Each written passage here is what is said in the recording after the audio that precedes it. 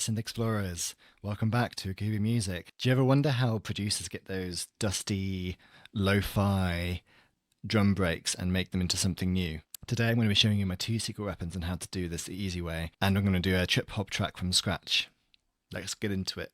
Alright, so the first step for us here is to take a look at how we can get really good source material. So back in the 90s, a lot of this music would have been made with sampled drum breaks. So to save ourselves a lot of time and effort, I'm using Tracklib to find ourselves some good drum breaks that we could potentially use for our track. So this is the Ultimate Drum Library public collection by Tracklib. I've been a fan of Tracklib for ages because it's a legal way to get samples that are not your usual sample packs and have a bit more character to them and stuff. So yeah, let's take a look. Using sampled drums from original tracks is that they've got such a good groove, especially if you want to, slow them down to make something a bit more moody. You can take something that has a really good groove, like at a faster tempo, but then drop it down a bit.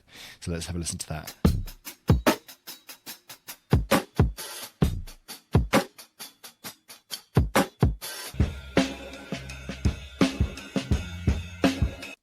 I'm going to use this one. I think I like the vibe of that, so I'm going to download this. Alright, so I've got my Ableton session open, and this is the track that I kind of came up with using the Tracklib break and adding my own bits and bobs, which I'll go through in a bit. Let's have a quick listen.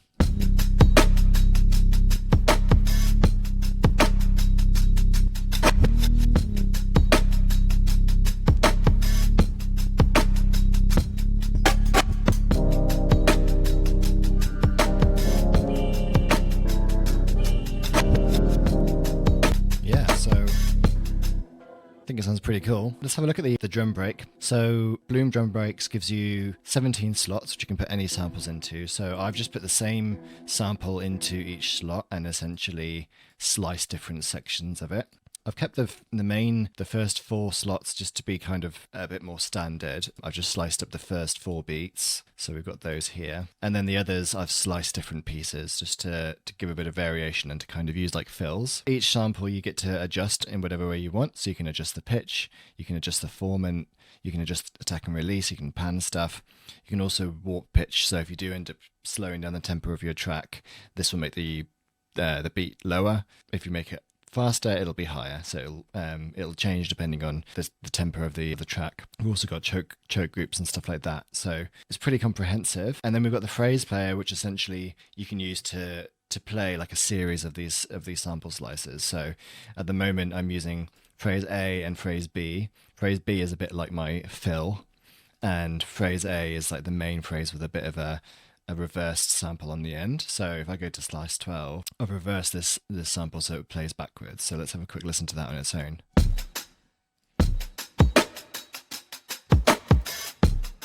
So yeah, it sounds cool. And also you can do automation for each effects that you have here as well. So we've got dynamic, saturation, noise, and then a global mix as well. So I've got mostly dry signal with a little bit of wet signal. But yeah, you can use the phrase player to not just control the samples, but also control all of these things really. So you could adjust the pitch per step or make it automated, and similar with the low cut and the high cut if you want to go for that kind of DJ style transition. So at the moment I've got some noise going on the phrase B, which is like my fill, as well as the pitch, so that makes it kind of have a little scoop up. And then A, I've got some on the dynamics, which is just adjusting kind of how snappy the drums are.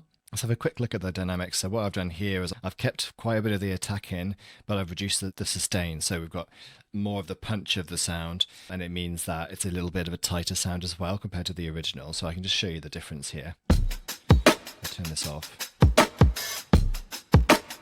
So it's got a bit more of the rest of the body of the kitten. So it's a little bit tighter with this. Cool, and then we've got saturation. You've got loads of different types of saturation, and you can also go into more in-depth controls here, so you can change the feedback amount and the frequency and the tone. I've kept these fairly basic, to be honest, just keeping it simple, but got a bit of tube saturation on there, the mix all the way up, but then I've turned the global mix down for all of the effects so it's not too in your face. And then you can also have dynamic noise, so the noise will change as the drums hit, which is quite nice. And I've just got a bit of vinyl crackle there, that it's a bit more a bit more vibey, but there's a load of different stuff in here which you can weave in. This isn't a sponsored video, by the way. I'm just really enjoying this plugin to make breaks more fun to edit. And then the global amount is essentially, you've got a tone, which is kind of like a bit like an EQ, and then you've also got, you can also cut off the lows and the highs. The dry is the amount of dry signal you want through, and then the amount of wet is the amount of the affected signal. So I've only got about 30% of the wet signal in, and it's mostly the dry signal. And there's other effects here which are on the main page, but I've kept those down just to keep it clean. Yeah, so that's the drum break. We can have a listen to that again.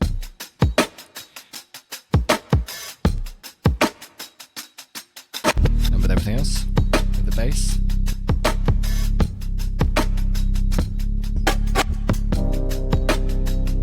Some keys.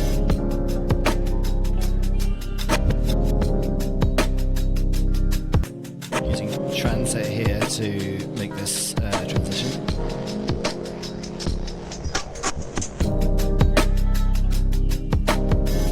I've just got a bit of a chopped vocal here. Just going through my microcosm pedal, just for a bit of vocal flavour, but obviously, you know, ideally you'd have like a nice soul vocal on there or something, yeah, or something from scratch. But just for the purposes of this video, I thought I'd just keep it fairly simple.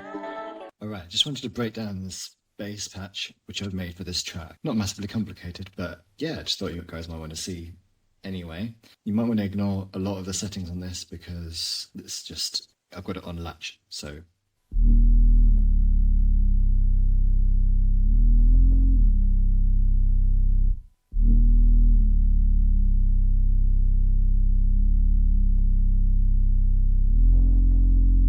Yeah, so I have oscillators 1 and 2 both on saw waves. So oscillator 1 is this.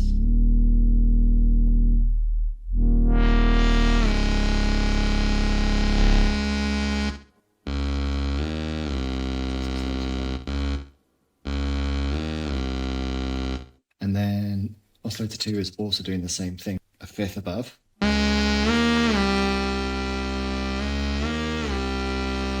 We've got quite a gnarly sound already, and that's before we've added the sub oscillator, which is where the magic really happens for me.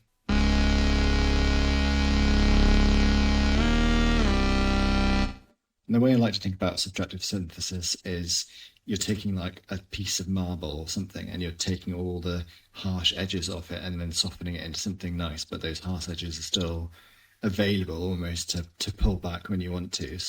So yeah, that's when you can use your envelope and your LFO to make them pop through. So envelope is just a very short little quick attack and a release, and then a sustain, reasonably high sustain, and a tiny bit of release. And then the other thing that's happening here is I've got the glide up. So all together it sounds like this.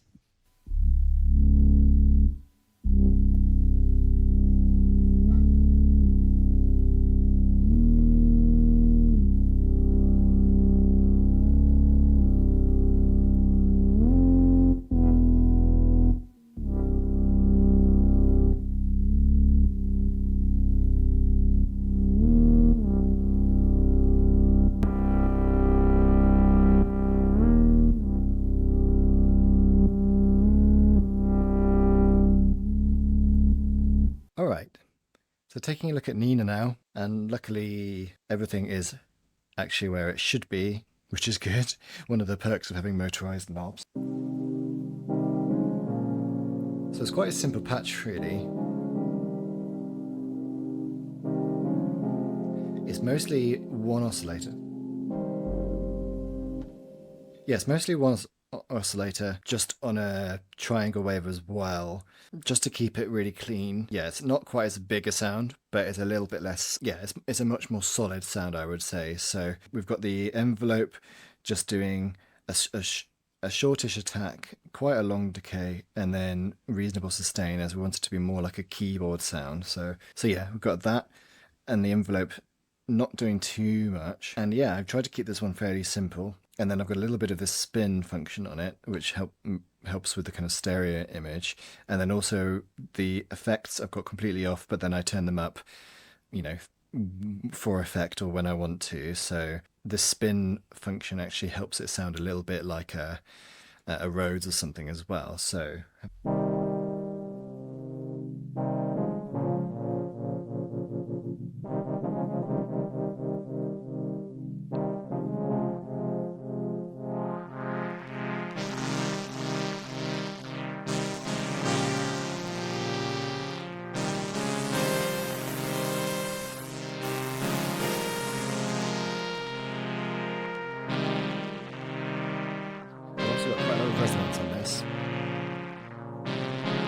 to actually take some of the low end away, which is sometimes a negative, but in this case quite positive because I wanted it to fit more in the mix and have a bit more of a keyboardy sound. So I think having the resonance up actually helps with that. And the cutoff is actually quite low normally.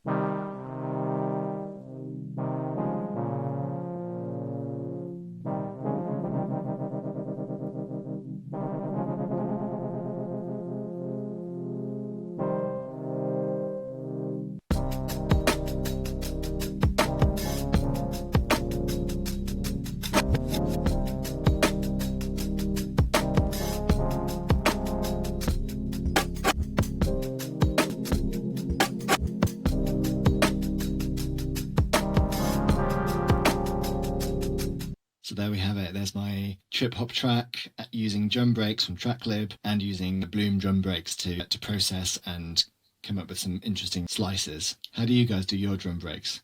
Let me know in the comments. I've also got a free analog drum sample pack using the RD9 and the DFAM and process through tape. So check that out, link in description, and please feel free to like and subscribe. Ciao.